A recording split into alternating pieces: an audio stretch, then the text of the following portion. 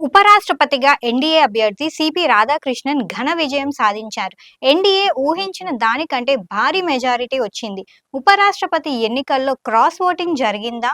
రాధాకృష్ణన్కు ఓటేసిన ఆ ప్రతిపక్ష ఎంపీలెవరు?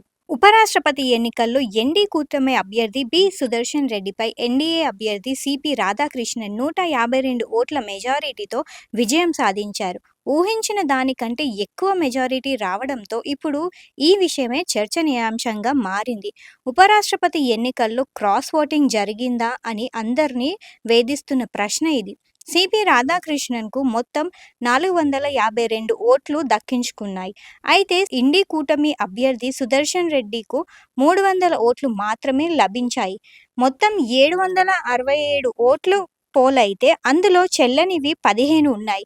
ఉభయ సభల్లో తమకున్న బలం ప్రకారం 425 ఓట్లు వస్తాయని ఎన్డీఏ అంచనా వేసింది. వైసీపీ మద్దతు ప్రకటించడంతో ఆ పార్టీకు గల 11 ఓట్లను కూడా ఒక ఇండిపెండెంట్ అభ్యర్థిని కలుపుకొని 437 ఓట్లు దక్కుతాయని లెక్కలు వేసుకున్నారు కమల నేతలు. కానీ రాధాకృష్ణన్కు అదనంగా 15 ఓట్లు వచ్చాయి. దీంతో క్రాస్ ఓటింగ్ జరిగిందనే అనుమానాలు మొదలయ్యాయి. రాధాకృష్ణన్కు అదనంగా పోలైన ఓట్లు ఇండియా కూటమి నుంచే వచ్చాయనుకునే చర్చ జరుగుతోంది. ఆ 15 ఓట్లు ఇప్పుడు ఇండియా కూటమిని ఇరకాటంలో పడేసింది. క్రాస్ అయిన ఓట్లు ఆప్కు చెందిన సభ్యులవే అనే అనుమానాలు వ్యక్తం చేస్తున్నారు కాంగ్రెస్ నేతలు.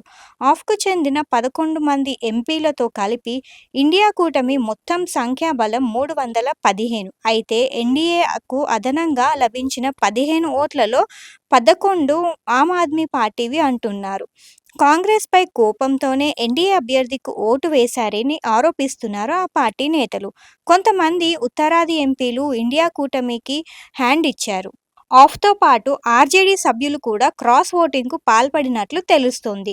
మరోవైపు పోలైన ఓట్లలో చెల్లకుండా పోయిన 15 ఓట్లు కూడా ప్రతిపక్షాలవే అయ్యుంటాయనే టాక్ వినిపిస్తోంది. ఆర్జేడీకి చెందిన మరికొంతమంది ఎంపీలు క్రాస్ ఓటింగ్కు పాల్పడకపోయినా కావాలని తమ ఓటు చెల్లకుండా చేశారని ఆరోపణలు వినిపిస్తున్నాయి.